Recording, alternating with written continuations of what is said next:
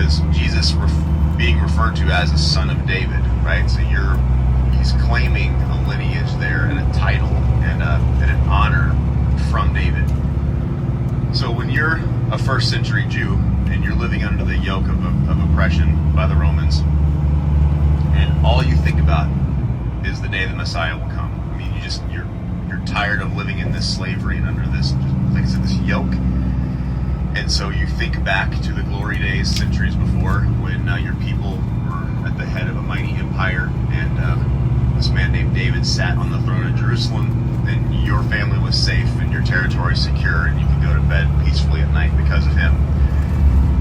And you hear word that there's a Messiah coming, or that he's walking around and he's doing miracles and wonders and signs. And you begin to think, wow, David has returned.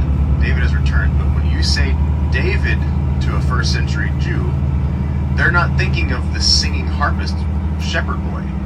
It's not who they're thinking of. They're thinking of the vanquisher of Philistines. They're thinking of the crusher of the Moabites. They're thinking of that guy. That's David. And so when Jesus comes along, and he's so humble and so gentle, so to speak, at certain times, and he's not that guy. He doesn't have that inherent level of kingly charisma that you would think the successor to David would have. That's one reason why they turn on him, because he's not showing up in a form that they think is necessary or proper. Because what's David going to do? If you were to bring David into their situation, he's going to look around and think, we're surrounded by Romans, let's get after it. And that's what David would have done. And he would have rallied the mighty men, and they would have overthrown Caesar all the way to Rome. And that's what their goals would have been. But when Jesus comes, he does not come in that form. He does come as a conqueror, but in a very different way. And so I think that's where, when I talk about David the warrior and having to understand him from that lens, it does help you see why the people treated Jesus the way that they did. Because you can't really blame them. They're expecting that guy to show up. You know what? Chances are strong you would too.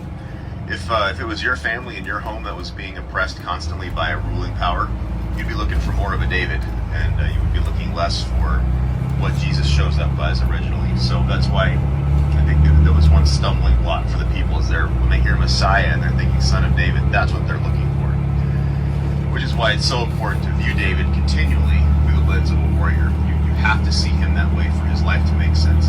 So throughout the day today, we're going to have several sites that we go to that are Davidic sites. A couple of them are very original and core to his story.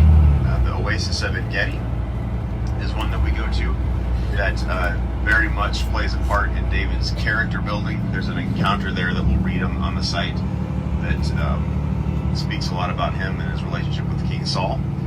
And then as we go farther south, we will get to Bet-Shan. Bet-Shan comes first, and Bet-Shan is the place where, of course, Saul and Jonathan died in battle, and David was there as well. So it hit multiple David sites today. Even Masada is believed by some to be a David site.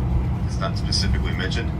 There's a place called the Stronghold in Scripture. It says David and his men went down to the Stronghold. And so a lot of scholars think that the stronghold that is being referred to there is potentially Masada as well. And we'll talk about what a stronghold is and why you would go there when we get there.